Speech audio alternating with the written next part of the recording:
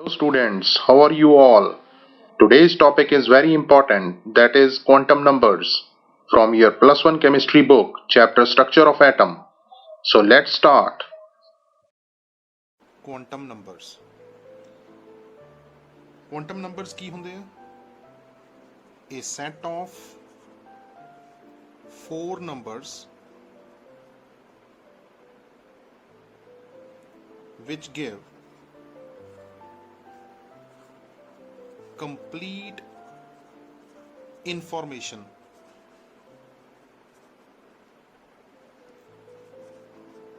about the electron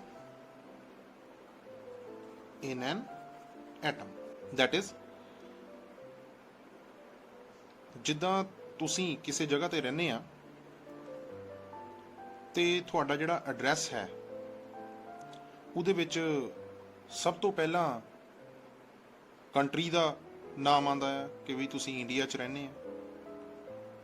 ਉਸ ਤੋਂ ਬਾਅਦ ਉਸ ਕੰਟਰੀ ਦੇ ਵਿੱਚ ਕਿਹੜੀ ਸਟੇਟ ਦੇ ਵਿੱਚ ਰਹਿੰਦੇ ਤੁਸੀਂ, ਪੰਜਾਬ ਦਾ ਨਾਮ ਆਉਂਦਾ ਹੈ। ਫਿਰ ਉਸ ਤੋਂ ਬਾਅਦ ਪੰਜਾਬ ਤੋਂ ਬਾਅਦ ਫਿਰ ਉਹ ਡਿਸਟ੍ਰਿਕਟ ਅੱਗੇ ਪੁੱਛਦੇ ਆ ਕਿੰਨੇ ਡਿਸਟ੍ਰਿਕਟ ਹੈਗੇ ਆ, ਤਾਂ ਦੈਨ ਤੁਹਾਡੇ ਵਿਲੇਜ ਦਾ ਨਾਮ ਆਉਂਦਾ ਹੈ। ਇਸ ਤਰ੍ਹਾਂ ਤੁਸੀਂ ਜਿਹੜਾ ਐਡਰੈਸ ਲਿਖਦੇ ਆ ਆਪਣੇ ਤੱਕ ਪਹੁੰਚਣ ਦੇ ਲਈ, ਉਸੇ ਤਰ੍ਹਾਂ ਕੁਆਂਟਮ ਨੰਬਰਸ ਜਿਹੜੇ ਹੈ ਉਹ ਸੈਟ ਆਫ 4 ਅਸੀਂ ਕੁਆਂਟਮ ਨੰਬਰਸ ਪੜ੍ਹਦੇ ਆ ਜਿਹੜੇ ਸਾਨੂੰ ਕਿਸੇ ਇਲੈਕਟ੍ਰੋਨ ਦੀ ਕੰਪਲੀਟ ਇਨਫੋਰਮੇਸ਼ਨ ਜਿਹੜੀ ਆ ਉਹ ਪ੍ਰੋਵਾਈਡ ਕਰਦੇ ਆ ਕਿ ਉਹ ਇਲੈਕਟ੍ਰੋਨ ਜਿਹੜੇ ਹੈ ਉਹ ਐਟਮ ਦੇ ਵਿੱਚ ਕਿੱਥੇ ਪਏ ਹੋਏ ਆ, ਉਹਨਾਂ ਦੀ એનર્ਜੀ ਕਿੰਨੀ ਹੈ, ਕਿਹੜੇ ਆਰਬਿਟਲ ਦੇ ਵਿੱਚ ਹੈਗੇ ਆ, ਉਹ ਸਾਈਜ਼ ਕੀ ਹੈ ਆਰਬਿਟਲ ਦਾ, ਸ਼ੇਪ ਕੀ ਹੈ, ओरिएंटेशन की है of that orbital, and the direction of spin. These are of 4 types. 4 ਤਰ੍ਹਾਂ ਦੇ ਹੁੰਦੇ ਇਹ। ਸਭ ਤੋਂ ਪਹਿਲੇ ਪ੍ਰਿੰਸੀਪਲ ਕੁਆਂਟਮ ਨੰਬਰ, ਧਿਆਨ ਨਾਲ ਨੋਟ ਕਰੋ, PAL ਵਾਲਾ ਪ੍ਰਿੰਸੀਪਲ ਹੈ, ਪ੍ਰਿੰਸੀਪਲ ਕੁਆਂਟਮ ਨੰਬਰ, ਜਿਹੜਾ ਕਿ ਸਾਰਿਆਂ ਤੋਂ ਵੱਡਾ। ਇਹਨੂੰ ਅਸੀਂ ਡਿਨੋਟ ਕਰਦੇ ਹਾਂ ਸਮਾਲ n ਦੇ ਨਾਲ। ਹੁਣ ਇਹ ਪ੍ਰਿੰਸੀਪਲ ਕੁਆਂਟਮ ਨੰਬਰ ਕੀ ਦੱਸਦਾ ਆ? It tells us about the main energy shell ਔਰ ਲੈਵਲ। ਮੇਨ એનર્ਜੀ ਸ਼ੈਲ ਔਰ ਲੈਵਲ ਦੇ ਬਾਰੇ ਇਹ ਗੱਲ ਦੱਸਦਾ ਆ in which the electron is present, where n ਦੀਆਂ values 1 2 3 and so on ਹੋ ਸਕਦੀਆਂ ਹੈ। ਅਗਰ n ਦੀ ਵੈਲਿਊ 1 ਹੈ then ਉਹਨੂੰ ਅਸੀਂ ਫਸਟ ਸ਼ੈਲ ਕਹਿ ਦਈਦਾ ਆ। ਅਗਰ n ਦੀ ਵੈਲਿਊ 2 ਹੈ ਉਹਨੂੰ ਅਸੀਂ ਸੈਕੰਡ ਸ਼ੈਲ ਕਹਿ ਦਿੰਦੇ ਆ। ਇਸੇ ਤਰ੍ਹਾਂ so on ਇਹ ਚੱਲਦਾ ਰਹਿੰਦਾ ਹੈ। ਪ੍ਰਿੰਸੀਪਲ ਕੁਆਂਟਮ ਨੰਬਰ ਤੋਂ ਸਾਨੂੰ ਐਵਰੇਜ ਡਿਸਟੈਂਸ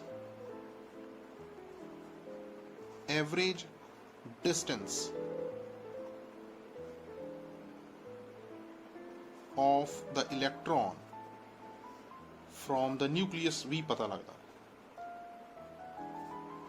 ਕਿਉਂਕਿ ਮੇਨ એનર્ਜੀ ਸ਼ੈਲ ਦੀ ਗੱਲ ਕਰ ਰਹੇ ਹਾਂ ਅਸੀਂ, ਤਾਂ ਫਿਰ ਐਵਰੇਜ ਡਿਸਟੈਂਸ ਜਿਹੜਾ ਪਤਾ ਲੱਗ ਜਾਂਦਾ ਕਿ ਨਿਊਕਲੀਅਸ ਤੋਂ ਉਹ ਇਲੈਕਟ੍ਰੋਨ ਜਿਹੜਾ ਆ ਉਹ ਕਿੰਨੀ ਦੂਰੀ ਤੇ ਹੈ। It also tells us about the maximum number of electrons present in any shell. That is, एक फॉर्मूला है 2n स्केयर ਤੋਂ ਅਸੀਂ number of electrons, maximum number of electrons ਕਿਸੇ ਸ਼ੈਲ ਦੇ ਵਿੱਚ ਕਿੰਨੇ ਭਰੇ ਜਾ ਸਕਦੇ ਆ ਉਹਦਾ ਵੀ ਪਤਾ ਲੱਗ ਜਾਂਦਾ ਹੈ ਸਾਨੂੰ। ਇੱਥੇ n ਦੀ ਵੈਲਿਊ ਅਗਰ ਮੰਨ ਲਓ ਅਸੀਂ ਇਹ ਪਤਾ ਕਰਨਾ ਆ ਕਿ ਫਸਟ ਸ਼ੈਲ ਜਿਹੜੀ ਹੈ ਜਿਹਦੀ n ਦੀ ਵੈਲਿਊ 1 ਹੁੰਦੀ ਹੈ ਉਹਦੇ ਵਿੱਚ ਕਿੰਨੇ ਇਲੈਕਟ੍ਰੋਨਸ ਹੁੰਦੇ, ਇੱਥੇ n ਦੀ ਵੈਲਿਊ 1 ਪੁੱਟ ਕਰ ਲਓ ਤਾਂ ਤੁਹਾਨੂੰ ਪਤਾ ਲੱਗ ਜਾਏਗਾ ਕਿ ਫਸਟ ਸ਼ੈਲ ਦੇ ਵਿੱਚ ਸਿਰਫ 2 ਇਲੈਕਟ੍ਰੋਨਸ ਹੀ ਅਸੀਂ ਭਰ ਸਕਦੇ ਹਾਂ ਮੈਕਸਿਮਮ, ਉਸ ਤੋਂ ਜ਼ਿਆਦਾ ਨਹੀਂ ਭਰ ਸਕਦੇ। ਕਲੀਅਰ ਹੈ ਜੀ? ਬਹੁਤ ਇੰਪੋਰਟੈਂਟ ਟੌਪਿਕ ਹੈ ਇਹ। ਸਾਰੇ ਹੀ ਕੁਆਂਟਮ ਨੰਬਰਸ ਬਾਰੇ ਤੁਸੀਂ ਧਿਆਨ ਨਾਲ ਪੜ੍ਹਨਾ ਹੈ। ਇਹ ਪਹਿਲਾ ਕੁਆਂਟਮ ਨੰਬਰ ਸੀ। ਨੈਕਸਟ ਸੈਕੰਡ ਕੁਆਂਟਮ ਨੰਬਰ ਜਿਹੜਾ ਹੈ that is azimuthal quantum number. ਇਹਨੂੰ ਅਸੀਂ ਸਬਸਿਡਰੀ ਵੀ ਕਹਿ ਦਿੰਦੇ ਆ, ਸਬਸਿਡਰੀ ਔਰ ਐਂਗੂਲਰ ਮੋਮੈਂਟਮ ਕੁਆਂਟਮ ਨੰਬਰ ਵੀ ਕਹਿ ਦਿੱਤਾ ਜਾਂਦਾ। ਕਈ ਨਾਮ ਹੈ ਇਹਦੇ, ਐਜ਼ੀਮੂਥਲ, subsidiary, angular momentum quantum number. ਇਹਨੂੰ ਅਸੀਂ ਡਿਨੋਟ ਕਰਦੇ ਹਾਂ ਸਮਾਲ ਐਲ ਦੇ ਨਾਲ। ਹੁਣ ਇਹ ਕੀ ਦੱਸਦਾ ਸਾਨੂੰ? It tells us about the sub shells. ਜਿੱਦਾਂ ਇੰਡੀਆ ਹੋ ਗਿਆ ਮੇਨ એનર્ਜੀ ਸ਼ੈਲ, ਤਾਂ ਉਹਦੇ ਅੰਦਰ ਕਿੰਨੇ ਸਟੇਟਸ ਹੈਗੇ ਆ, ਉਹ ਸਬ ਸ਼ੈਲਸ ਆ ਗਈਆਂ, ਜਾਂ ਇਹਨਾਂ ਨੂੰ ਅਸੀਂ ਸਬ ਲੈਵਲਸ ਵੀ ਕਹਿ ਦਈਦਾ ਆ। ਠੀਕ ਹੈ ਜੀ। It tells us about the sub shells ਔਰ sub levels present in a given principal energy shell. ਕਿਸੇ ਪ੍ਰਿੰਸੀਪਲ એનર્ਜੀ ਸ਼ੈਲ ਦੇ ਵਿੱਚ ਕਿੰਨੀਆਂ ਅੱਗੇ ਸਬ ਸ਼ੈਲਸ ਹੁੰਦੀਆਂ ਆ, ਉਹ ਸਾਨੂੰ ਕੌਣ ਦੱਸਦਾ ਹੈ? ਐਜ਼ੀਮੂਥਲ ਕੁਆਂਟਮ ਨੰਬਰ। ਹੁਣ ਸਾਨੂੰ ਇਹ ਪਤਾ ਹੋਣਾ ਚਾਹੀਦਾ ਕਿ ਇਹਦੀਆਂ ਵੈਲਿਊਜ਼ ਕਿੰਨੀਆਂ ਹੋਣੀਆਂ। Where L can have values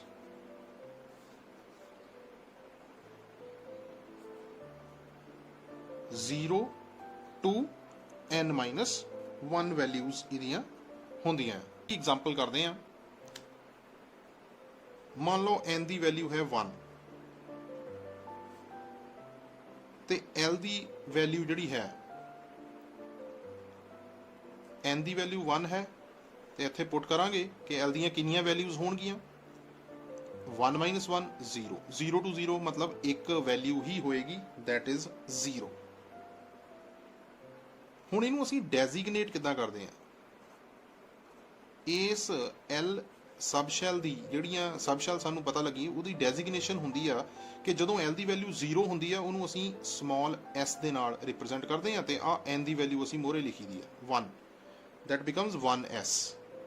ਇਹਦਾ ਮਤਲਬ ਨੰਬਰ ਆਫ ਸਬ ਸ਼ੈਲਸ ਅਗਰ ਮੈਂ ਕਹਾਂ ਤਾਂ ਇੱਥੇ ਮੈਂ ਕਿੰਨੀ ਲਿਖੂੰਗਾ? ਸਿਰਫ ਇੱਕ ਸਬ ਸ਼ੈਲ ਹੁੰਦੀ ਆ।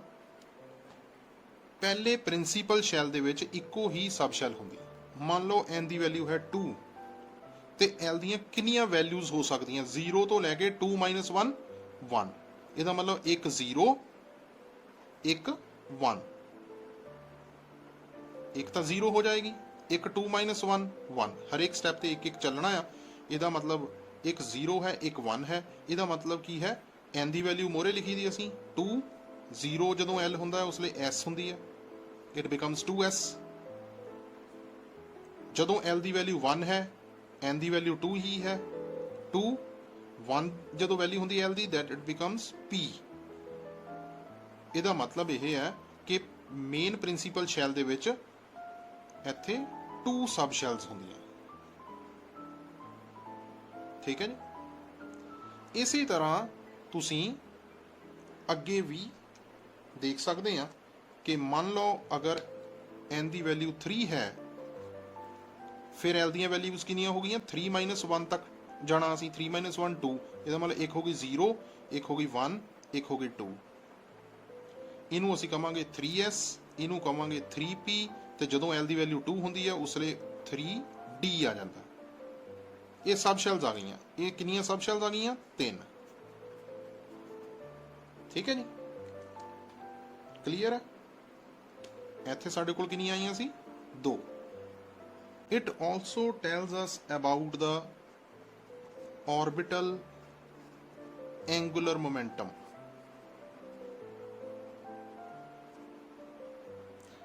ਕਿਸੇ ਵੀ ਸਬ ਸ਼ੈਲ ਦੇ ਵਿੱਚ orbital angular momentum ਕੈਲਕੂਲੇਟ ਕਰਨਾ ਹੈ, ਉਹ ਵੀ ਇਸ ਕੁਆਂਟਮ ਨੰਬਰ ਤੋਂ ਪਤਾ ਲੱਗਦਾ ਹੈ। ਐਜ਼ੀਮੂਥਲ ਕੁਆਂਟਮ ਨੰਬਰ ਜਿਹੜਾ ਹੈ h/2π l × l+1 √। ਠੀਕ ਹੈ ਜੀ। ਇਸ ਫਾਰਮੂਲੇ ਤੋਂ ਅਸੀਂ ਆਰਬਿਟਲ ਐਂਗੂਲਰ ਮੋਮੈਂਟਮ ਵੀ ਕੈਲਕੂਲੇਟ ਕਰ ਸਕਦੇ ਹਾਂ ਹਰ ਇੱਕ ਸਬ ਸ਼ੈਲ ਦਾ। l ਦੀ ਵੈਲਿਊ ਭਰਾਂਗੇ, l ਦੀ ਵੈਲਿਊ ਜਿਹੜੀ ਵੀ ਹੋਏਗੀ ਉਹਦੇ ਹਿਸਾਬ ਦੇ ਨਾਲ h/h ਪਲੈਂਕਸ ਕਾਂਸਟੈਂਟ ਹੈ, ਪਾਈ ਕਾਂਸਟੈਂਟ ਹੈ, ਉਹਦੇ ਹਿਸਾਬ ਨਾਲ ਅਸੀਂ ਆਰਬਿਟਲ ਐਂਗੂਲਰ ਮੋਮੈਂਟਮ ਵੀ ਕੈਲਕੂਲੇਟ ਕਰ ਸਕਦੇ ਹਾਂ ਫਰੋਮ ਦਿਸ ਐਜ਼ੀਮੂਥਲ ਕੁਆਂਟਮ ਨੰਬਰ। ਹੁਣ ਇਹ ਜਿਹੜੀਆਂ ਅਸੀਂ ਇੱਥੇ SPDF S P D ਤੋਂ ਬਾਅਦ ਫਿਰ F ਆ ਜਾਂਦਾ ਅੱਗੇ, ਉਸ ਤੋਂ ਬਾਅਦ G ਆ ਜਾਂਦਾ ਹੈ। ਇਟ ਇਜ਼ ਡਿਰਾਈਵਡ, ਇਹ ਕਿੱਥੋਂ ਆਏ ਇਹ ਅੱਖਰ? It is derived from words S sharp ਤੋਂ ਲਿਆ ਗਿਆ, P ਪ੍ਰਿੰਸੀਪਲ ਤੋਂ ਲਿਆ ਗਿਆ, P D ਡਿਫਿਊਜ਼ ਤੋਂ ਲਿਆ ਗਿਆ ਐਂਡ F ਫੰਡਾਮੈਂਟਲ ਤੋਂ ਲਿਆ ਗਿਆ। ਇਹਨਾਂ ਸ਼ਬਦਾਂ ਤੋਂ ਇਹ ਜਿਹੜੇ SPDF ਜਿਹੜੇ ਹੈ ਉਹ ਲੈਟਰਸ ਲਏ ਗਏ। Third quantum number that is magnetic quantum number. Magnetic quantum number ਨੂੰ ਅਸੀਂ ਸਮਾਲ m ਦੇ ਨਾਲ ਰਿਪਰੈਜ਼ੈਂਟ ਕਰਦੇ ਹਾਂ। it tells us about the number of orbitals present within the same subshell। ਜਿੱਦਾਂ ਅਸੀਂ ਇਹ ਕਹਿ ਦਈਏ ਕਿ ਪੰਜਾਬ ਦੇ ਵਿੱਚ ਅੱਗੇ ਡਿਸਟ੍ਰਿਕਟ ਜਿਹੜੇ ਹੈਗੇ ਆ ਉਹ ਕਿੰਨੇ ਹੁੰਦੇ ਆ, ਉਹ ਮੈਗਨੈਟਿਕ ਕੁਆਂਟਮ ਨੰਬਰ ਦੱਸਦਾ ਹੈ ਕਿ ਸਬਸ਼ੈਲਸ ਦੇ ਅੱਗੇ ਆਰਬਿਟਲਸ ਕਿੰਨੇ ਹੈਗੇ ਆ, ਕਿਸੇ ਸੇਮ ਸਬਸ਼ੈਲ ਦੇ ਅੰਦਰ ਆਰਬਿਟਲਸ ਜਿਹੜੇ ਆ ਉਹ ਕਿੰਨੇ ਕਿੰਨੇ। ਹੁਣ m ਦੀਆਂ ਕੀ ਵੈਲਿਊਜ਼ ਹੈ, where m can have values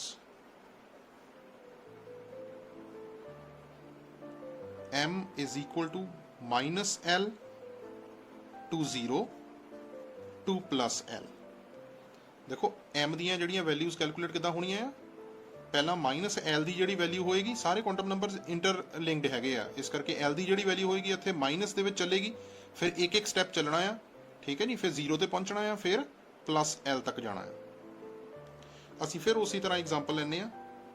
ਪਹਿਲਾਂ ਮੈਂ n ਦੀ ਵੈਲਿਊਜ਼ ਲਿਖੂੰਗਾ, ਫਿਰ l ਦੀਆਂ ਵੈਲਿਊਜ਼, ਫਿਰ m ਦੀਆਂ ਵੈਲਿਊਜ਼, ਫਿਰ ਅਸੀਂ ਇਹ ਦੱਸਾਂਗੇ ਕਿ ਟੋਟਲ ਨੰਬਰ ਆਫ ਆਰਬਿਟਲਸ ਕਿੰਨੇ ਹੋਏ, ਠੀਕ ਹੈ ਜੀ। ਹੁਣ ਸਭ ਤੋਂ ਪਹਿਲਾਂ ਮੈਂ ਲਿਖਦਾ n ਦੀ ਵੈਲਿਊ 1। ਮੇਨ એનર્ਜੀ ਸ਼ੈਲ ਪਹਿਲੀ ਹੈ, ਉਹਦੇ ਵਿੱਚ ਸਬ ਸ਼ੈਲ ਜਿਹੜੀ ਹੈ ਉਹ ਸਿਰਫ ਇੱਕੋ ਹੀ ਸੀ, ਠੀਕ ਹੈ ਜੀ, ਦੈਟ ਇਜ਼ ਕਿਹੜੀ ਸੀ ਉਹ 1s ਸੀਗੀ। ਹੁਣ ਉਹਦੇ ਵਿੱਚ ਜਦੋਂ ਅਸੀਂ ਵੈਲਿਊਜ਼ ਦੇਖਣੀਆਂ ਆ m ਦੀਆਂ, ਤਾਂ ਫਿਰ l ਦੀ ਵੈਲਿਊ 0 ਹੈ, ਇੱਥੇ 0 ਪੁੱਟ ਕਰੋ, -0 0 +0 0 ਹੀ ਰਹਿ ਗਈ। ਇਹਦਾ ਮਤਲਬ ਇੱਥੇ ਸਿਰਫ ਕੀ ਆ ਗਿਆ 0, ਦੈਟ ਇਜ਼ ਸਿਰਫ ਇੱਕ ਆਰਬਿਟਲ ਜਿਹੜਾ ਆ ਉਹ ਹੁੰਦਾ ਆ ਮੇਨ એનર્ਜੀ ਸ਼ੈਲ ਪਹਿਲੇ ਦੇ ਵਿੱਚ, ਠੀਕ ਹੈ ਜੀ। ਹੁਣ ਅਸੀਂ ਸੈਕੰਡ ਮੇਨ એનર્ਜੀ ਸ਼ੈਲ ਦੀ ਗੱਲ ਕਰਦੇ ਹਾਂ। ਇਹਦੇ ਵਿੱਚ ਇੱਕ 0 ਹੁੰਦੀ ਹੈ ਸਬ ਸ਼ੈਲ, ਇੱਕ ਹੁੰਦੀ 1। ਇਹਨੂੰ ਅਸੀਂ ਲਿਖਦੇ ਹਾਂ 2s, ਇਹਨੂੰ ਅਸੀਂ ਲਿਖਦੇ ਹਾਂ 2p। ਇਹਦੇ ਵਿੱਚ ਵੈਲਿਊ ਕੀ ਆਈ 0 m ਦੀ, ਕਿਉਂਕਿ l ਦੀ ਵੈਲਿਊ 0 ਹੈ, m ਦੀ ਵੈਲਿਊ ਵੀ 0 ਰਹਿਣੀ ਹੈ। ਪਰ ਜਦੋਂ l ਦੀ ਵੈਲਿਊ 1 ਹੁੰਦੀ ਆ ਤਾਂ ਫਿਰ ਵੈਲਿਊਜ਼ ਕਿਹੜੀਆਂ ਆਣੀਆਂ, -1 0 +1। ਕਿੰਨੀਆਂ ਵੈਲਿਊਜ਼ ਆਈਆਂ 3 ਇਹ ਹੋ ਗਈਆਂ, ਇੱਕ ਆ ਹੋ ਗਈ, ਕੁੱਲ ਮਿਲਾ ਕੇ ਕਿੰਨੇ ਹੋ ਗਏ 4,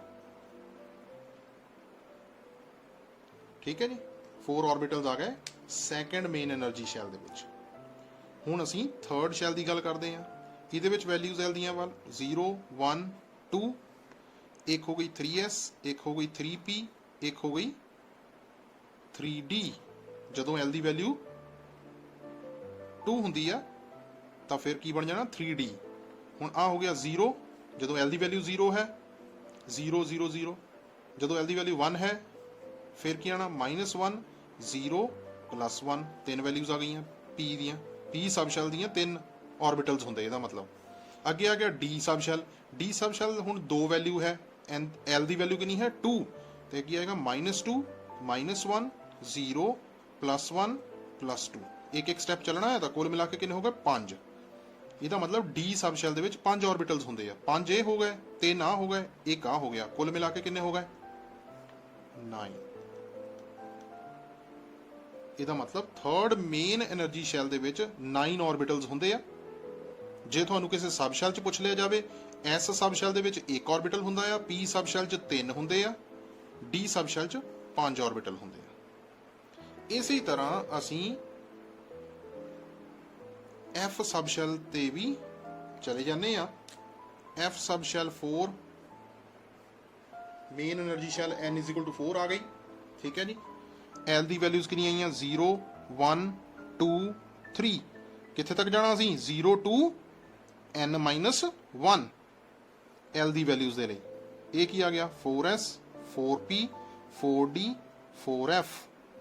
ਇਹਦੀ m ਦੀ ਵੈਲਿਊ 0, ਇਹਦੀ -1 0 +1, ਇਹਦੀ -2 -1 0 +1 +2, ਤੇ ਹੁਣ ਇਹਦੀ ਆ ਗਈ -3 -2 -1 0 +1 +2 +3। F ਸਬ ਸ਼ੈਲ ਦੇ ਵਿੱਚ 7 ऑर्बिटल्स ਜਿਹੜੇ ਆ ਉਹ ਹੁੰਦੇ ਆ। ਤੇ ਕੁੱਲ ਮਿਲਾ ਕੇ ਅਗਰ ਮੇਨ એનર્ਜੀ ਸ਼ੈਲ ਦੀ ਗੱਲ ਕਰ ਲਈਏ 7 ਇਹ ਹੋਗਾ 7 5 12 12 ਤੇ 3 15 ਤੇ 1 16। ਠੀਕ ਹੈ ਜੀ। ਮੇਨ ਇੱਥੇ 16 ऑर्बिटल्स ਹੁੰਦੇ ਮੇਨ એનર્ਜੀ ਸ਼ੈਲ ਦੇ ਵਿੱਚ। F ਸਬ ਸ਼ੈਲ ਚ 7, D ਸਬ ਸ਼ੈਲ ਚ 5, P ਦੇ ਵਿੱਚ 3, S ਦੇ ਵਿੱਚ 1। ਇਸ ਤੋਂ ਬਾਅਦ ਲਾਸਟ ਦੇ ਵਿੱਚ ਸਾਡੇ ਕੋਲ ਕੁਆਂਟਮ ਨੰਬਰ ਆਉਂਦਾ ਹੈ 4th quantum number, that is spin quantum number. Spin quantum number ਨੂੰ ਵੀ ਅਸੀਂ ਸਮਾਲ s ਦੇ ਨਾਲ ਰਿਪਰੈਜ਼ੈਂਟ ਕਰਦੇ ਹਾਂ। ਸਮਾਲ s ਕਨਫਿਊਜ਼ ਨਹੀਂ ਹੋਣਾ, s ਸਬ ਸ਼ੈਲ ਵੀ ਹੁੰਦੀ ਆ, s ਸਪਿਨ ਕੁਆਂਟਮ ਨੰਬਰ ਦੀ ਵੈਲਿਊਜ਼ ਵੀ s ਦੇ ਨਾਲ ਹੀ ਰਿਪਰੈਜ਼ੈਂਟ ਕੀਤੀਆਂ ਜਾਂਦੀਆਂ। ਹੁਣ ਸਪਿਨ ਤੁਸੀਂ ਕ੍ਰਿਕਟ ਦੇ ਮੈਚ ਦੇ ਵਿੱਚ ਤੁਸੀਂ ਦੇਖਦੇ ਆ ਜਦੋਂ ਜਿਹੜਾ ਇੱਕ ਅਸੀਂ ਕਹਿੰਦੇ ਹੁੰਦੇ ਸਪਿਨ ਬਾਲਰ ਜਿਹੜਾ ਹੁੰਦਾ ਆ, ਜਿਹੜਾ ਉਹ ਕੀ ਕਰਦਾ ਆ, ਉਹ ਬਾਲ ਨੂੰ ਘੁਮਾਉਂਦਾ ਆ। ਠੀਕ ਹੈ ਜੀ। ਸਪਿਨ ਕਰਦਾ ਆ, ਜਾਂ ਉਹ ਆਫ ਬ੍ਰੇਕ ਹੁੰਦੀ ਹੈ ਜਾਂ ਲੈਗ ਬ੍ਰੇਕ ਹੁੰਦੀ ਹੈ। ਇੱਕ ਤਾਂ ਉਹ ਕਲੌਕਵਾਈਜ਼ ਘੁਮਾ ਦਿੰਦਾ ਆ ਬਾਲ ਨੂੰ, ਜਾਂ ਫਿਰ ਉਹ ਐਂਟੀ ਕਲੌਕਵਾਈਜ਼ ਘੁਮਾ ਸਕਦਾ ਬਾਲ ਨੂੰ। ਹੋਰ ਕੋਈ ਮੈਥਡ ਨਹੀਂ ਹੈ। ਇਹਦਾ ਮਤਲਬ ਅਗਰ ਕਿਸੇ ਇੱਕ ਇਲੈਕਟ੍ਰੋਨ ਦੀ ਗੱਲ ਕਰੀਏ ਅਸੀਂ, ਤਾਂ ਐਂਟੀ ਕਲੌਕਵਾਈਜ਼ ਘੁੰਮੇਗਾ,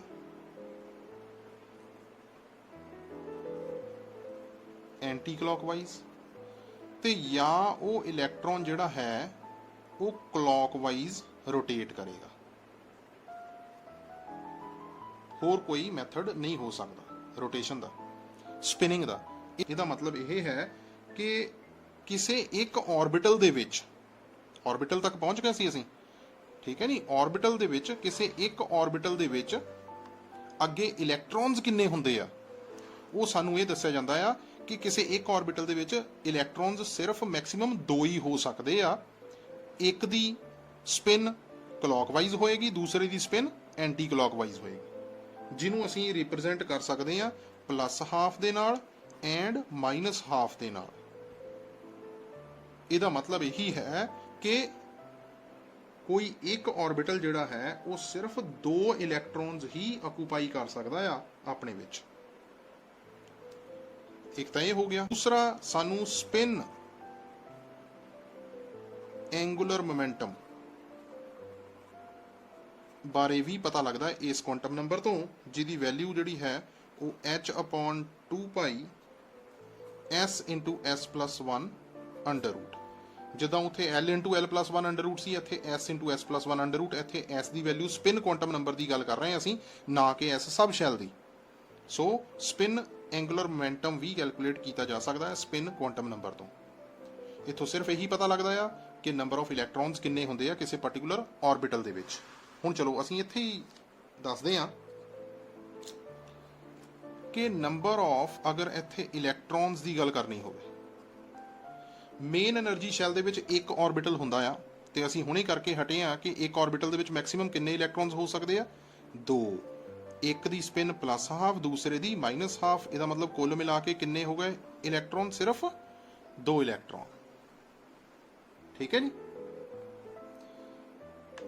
ਅੱਗੇ ਸੈਕੰਡ ਮੇਨ એનર્ਜੀ ਸ਼ੈਲ ਦੇ ਵਿੱਚ 4 ਆਰਬਿਟਲ ਹੁੰਦੇ ਆ, ਕੁੱਲ ਮਿਲਾ ਕੇ ਇਲੈਕਟ੍ਰੋਨ ਕਿੰਨੇ ਹੋ ਗਏ 8। ਥਰਡ ਮੇਨ ਸ਼ੈਲ ਦੇ ਵਿੱਚ 9 ਆਰਬਿਟਲ ਹੁੰਦੇ ਆ, 9 ਆਰਬਿਟਲਸ ਦੇ ਵਿੱਚ ਇਲੈਕਟ੍ਰੋਨ ਕਿੰਨੇ ਹੋ ਗਏ 18। ਚੌਥੀ ਮੇਨ એનર્ਜੀ ਸ਼ੈਲ ਦੇ ਵਿੱਚ 16 ਆਰਬਿਟਲਸ ਹੁੰਦੇ ਆ, ਇਲੈਕਟ੍ਰੋਨਸ ਕਿੰਨੇ ਹੋ ਗਏ 32। ਹੁਣ ਅਗਰ ਤੁਹਾਨੂੰ ਇਹ ਪੁੱਛਿਆ ਜਾਵੇ ਕਿ ਡੀ ਸਬ ਸ਼ੈਲ ਹੈ, ਤਾਂ ਡੀ ਸਬ ਸ਼ੈਲ ਦੇ ਵਿੱਚ ਕਿੰਨੇ ਇਲੈਕਟ੍ਰੋਨ ਹੋਣਗੇ? 3D ਸਬ ਸ਼ੈਲ ਦੇ ਵਿੱਚ ਕਿੰਨੇ ਇਲੈਕਟ੍ਰੋਨਸ ਹੋਣਗੇ। ਤਾਂ ਤੁਸੀਂ ਇਹ ਦੇਖੋਗੇ ਕਿ ਤੇ ਜਦੋਂ D ਸਬ ਸ਼ੈਲ ਆ ਜਾਂਦੀ ਆ ਉਸ ਲਈ ਆਰਬਿਟਲਸ ਕਿੰਨੇ ਆਉਂਦੇ ਆ 5 ਆਰਬਿਟਲਸ ਕਿੰਨੇ ਆਏ 5 ਤੇ ਫਿਰ ਇਲੈਕਟ੍ਰੋਨਸ ਕਿੰਨੇ ਆਣੇ 10। ਠੀਕ ਹੈ ਨਾ ਜੀ, ਹਰੇਕ ਆਰਬਿਟਲ ਦੇ ਵਿੱਚ 2 ਇਲੈਕਟ੍ਰੋਨ 2 2 4 2 6 2 8 2 10। ਇਸੇ ਤਰ੍ਹਾਂ ਜੇ P ਦੇ ਵਿੱਚ ਪੁੱਛਿਆ ਜਾਏਗਾ 3 ਆਰਬਿਟਲ ਹੁੰਦੇ ਆ ਤੇ ਇਲੈਕਟ੍ਰੋਨ ਕਿੰਨੇ ਹੋ ਗਏ 6 2 2 4 2 6। S ਦੇ ਵਿੱਚ ਇੱਕ ਹੀ ਆਰਬਿਟਲ ਆ ਇਲੈਕਟ੍ਰੋਨ ਕਿੰਨੇ ਹੋ ਗਏ 2। ਹੁਣ ਟੋਟਲ ਕਰਦੇ ਆ 10 ਜਮਾ 6 ਜਮਾ 2 ਕਿੰਨੇ ਹੋ ਗਏ 18। ਇਸੇ ਤਰ੍ਹਾਂ ਬਾਕੀਆਂ ਦੇ ਵਿੱਚ ਵੀ ਤੁਸੀਂ ਕੈਲਕੂਲੇਟ ਕਰ ਸਕਦੇ ਜੇ F ਦੇ ਵਿੱਚ ਪੁੱਛੇ ਜਾਣ ਤਾਂ F ਦੇ ਵਿੱਚ 7 ਆਰਬਿਟਲ ਹੁੰਦੇ ਆ ਤੇ ਇਲੈਕਟ੍ਰੋਨ ਕਿੰਨੇ ਹੋ ਗਏ 14। ਇੱਥੇ ਫਿਰ ਕਿੰਨੇ ਆਏ 10, ਇੱਥੇ ਕਿੰਨੇ ਆਏ 6, ਇੱਥੇ ਕਿੰਨੇ ਆਏ 2। ਮਿਲਾ ਕੇ ਦੇਖ ਲਓ 14 6 20 ਤੇ 10 30 ਤੇ 2 32 32। ਕਲੀਅਰ ਹੈ। ਇਹਦਾ ਮਤਲਬ ਕਿ ਕੁਆਂਟਮ ਨੰਬਰਸ ਦੀਆਂ ਵੈਲਿਊਜ਼ ਜਿਹੜੀਆਂ ਆ ਸਾਰੀਆਂ ਇੱਕ ਦੂਸਰੇ ਦੇ ਨਾਲ ਜੁੜੀਆਂ ਹੁੰਦੀਆਂ ਆ ਤੇ ਬਹੁਤ ਹੀ ਜ਼ਿਆਦਾ ਇੰਪੋਰਟੈਂਟ ਟੌਪਿਕ ਹੈ ਇਹ ਤੁਹਾਡੇ ਲਈ ਕੁਆਂਟਮ ਨੰਬਰਸ ਦਾ, ਕਿਉਂਕਿ ਇੱਥੋਂ ਤੁਹਾਨੂੰ ਪਤਾ ਲੱਗਦਾ ਆ ਕਿ ਕਿਸੇ ਮੇਨ એનર્ਜੀ ਸ਼ੈਲ ਦੇ ਵਿੱਚ ਕਿੰਨੀਆਂ ਸਬ ਸ਼ੈਲਸ ਹੁੰਦੀਆਂ ਆ, ਉਹਨਾਂ ਸਬ ਸ਼ੈਲਸ ਦੇ ਅੰਦਰ ਕਿੰਨੇ ਆਰਬਿਟਲ ਹੁੰਦੇ ਆ, ਉਹਨੇ ਆਰਬਿਟਲਸ ਦੇ ਵਿੱਚ ਕਿੰਨੇ ਇਲੈਕਟ੍ਰੋਨ ਭਰੇ ਜਾਂਦੇ ਆ, ਤਦ ਹੀ ਤੁਸੀਂ ਇਲੈਕਟ੍ਰੋਨਿਕ ਕਨਫੀਗਰੇਸ਼ਨ ਲਿਖ ਸਕਦੇ ਆ। ਹੁਣ ਅਗਰ ਮੈਂ ਇੱਕ ਤੁਹਾਨੂੰ ਕੁਐਸਚਨ ਪੁੱਛਾਂ ਕਿ ਕੀ 3F ਪੋਸੀਬਲ ਹੈ, ਤੁਸੀਂ ਕਿੱਦਾਂ ਚੈੱਕ ਕਰੋਗੇ। ਤੁਸੀਂ ਦੇਖਣਾ ਆ ਇੱਥੇ 3 ਲਿਖਿਆ ਹੋਇਆ ਆ, n ਦੀ ਵੈਲਿਊ ਕਿੰਨੀ ਲਿਖੀ ਹੈ 3। ਹੁਣ ਜਦੋਂ ਤੁਸੀਂ ਕਹਿਣਾ ਕਿ n ਦੀ ਵੈਲਿਊ 3 ਹੁੰਦੀ ਆ, l ਦੀਆਂ ਵੈਲਿਊਜ਼ ਕਿੰਨੀਆਂ ਹੁੰਦੀਆਂ ਆ, l ਦੀਆਂ ਵੈਲਿਊਜ਼ ਹੁੰਦੀਆਂ ਆ 0 ਤੋਂ n-1। ਉਹ ਕਿੰਨਾ ਹੋ ਗਿਆ 0 ਤੋਂ 3-1, 3-1 ਕਿੰਨਾ ਹੋ ਗਿਆ 2। ਇਹਦਾ ਮਤਲਬ l ਦੀਆਂ ਵੈਲਿਊਜ਼ ਹੋਈਆਂ 0 1 ਤੇ 2, 3 ਵੈਲਿਊਜ਼ ਹੋਈਆਂ। ਜਦੋਂ l ਦੀ ਵੈਲਿਊ 0 ਹੁੰਦੀ ਆ ਤਾਂ ਫਿਰ 3s ਕਵਾਂਗੇ, ਜਦੋਂ l ਦੀ ਵੈਲਿਊ 1 ਹੋਈ ਉਸ ਲਈ ਆ ਗਿਆ 3p, ਜਦੋਂ l ਦੀ ਵੈਲਿਊ 2 ਹੋਈ ਉਸ ਲਈ ਆ ਗਿਆ 3d। ਇਸ ਤੋਂ ਬਾਅਦ ਤਾਂ ਫਿਰ l ਦੀਆਂ ਵੈਲਿਊਜ਼ ਹੀ ਹੈ ਨਹੀਂ, ਇਹਦਾ ਮਤਲਬ ਕਿ ਥਰਡ એનર્ਜੀ ਸ਼ੈਲ ਦੇ ਵਿੱਚ 3f ਸਬ ਸ਼ੈਲ ਪੋਸੀਬਲ ਨਹੀਂ ਹੁੰਦੀ। ਇਸ ਤਰੀਕੇ ਦੇ ਨਾਲ ਤੁਸੀਂ ਇਹ ਵੀ ਚੈੱਕ ਕਰ ਸਕਦੇ ਆ ਕਿ ਕਿਹੜੀ ਸਬ ਸ਼ੈਲ ਪੋਸੀਬਲ ਹੈ ਕਿਸੇ ਮੇਨ એનર્ਜੀ ਸ਼ੈਲ ਦੇ ਵਿੱਚ, ਕਿਹੜੀ ਪੋਸੀਬਲ ਨਹੀਂ ਹੈ। ਉਹ ਸਾਰਾ ਕੁਝ ਤੁਹਾਨੂੰ ਕਿੱਥੋਂ ਪਤਾ ਲੱਗੇਗਾ, ਉਹ ਤੁਹਾਨੂੰ ਕੁਆਂਟਮ ਨੰਬਰਸ ਦੀਆਂ ਵੈਲਿਊਜ਼ ਤੋਂ ਹੀ ਕਲੀਅਰ ਹੋਏਗਾ। If you like this video, please subscribe my channel and click the bell icon for further updates. Thanks for watching.